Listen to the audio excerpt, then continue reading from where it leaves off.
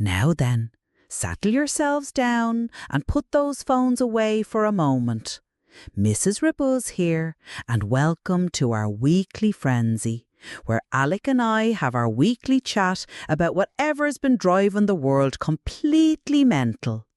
This is meant for your ears, not your eyes, so find yourself a comfortable spot and just listen properly. Aye, and this week's been a right eye-opener, hasn't it, Mrs. Rebuzz?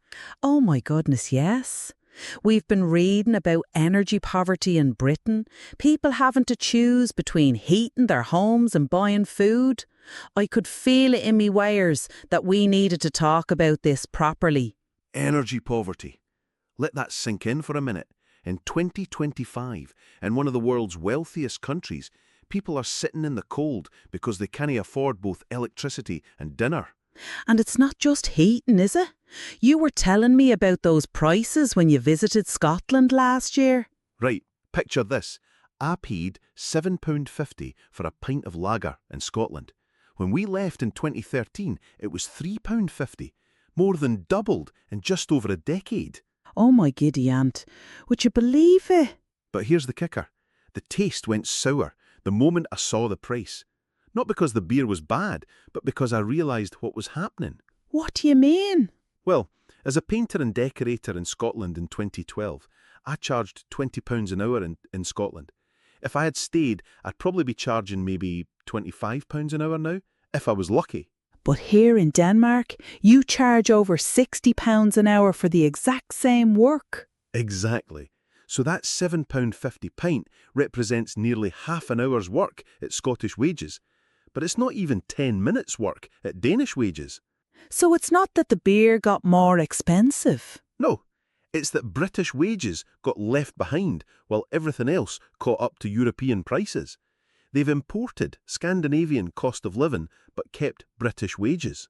That's not economics. That's cruelty.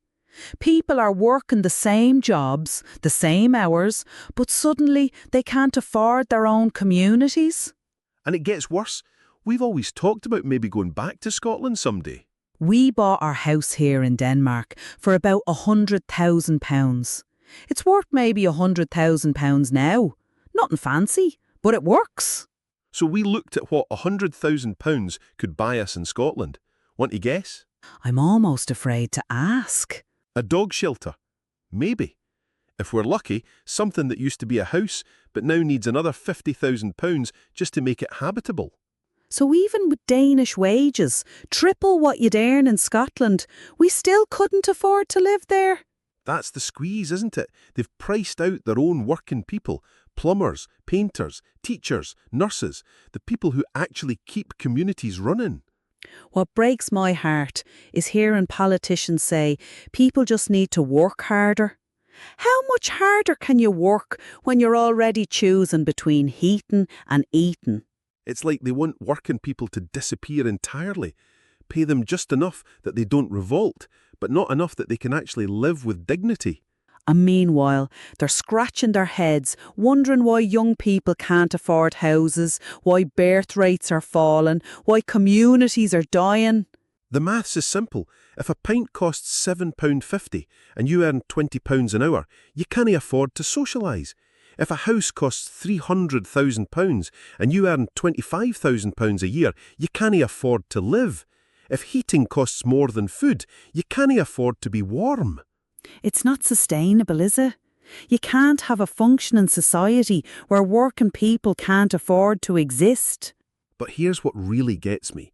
They act like this is natural, like it's just how things are now.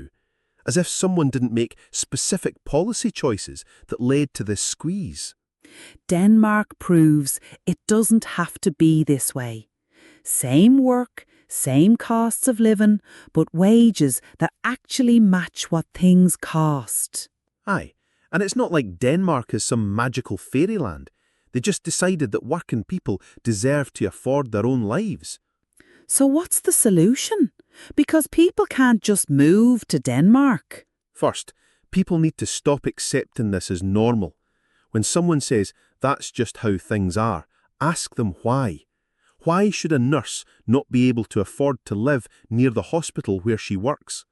And stop voting for people who think the solution to poverty is telling poor people to work harder while doing nothing about wages or housing costs. Exactly. The system isn't broken. It's working perfectly for the people who designed it, but it's killing working communities. Well, there's our weekly frenzy.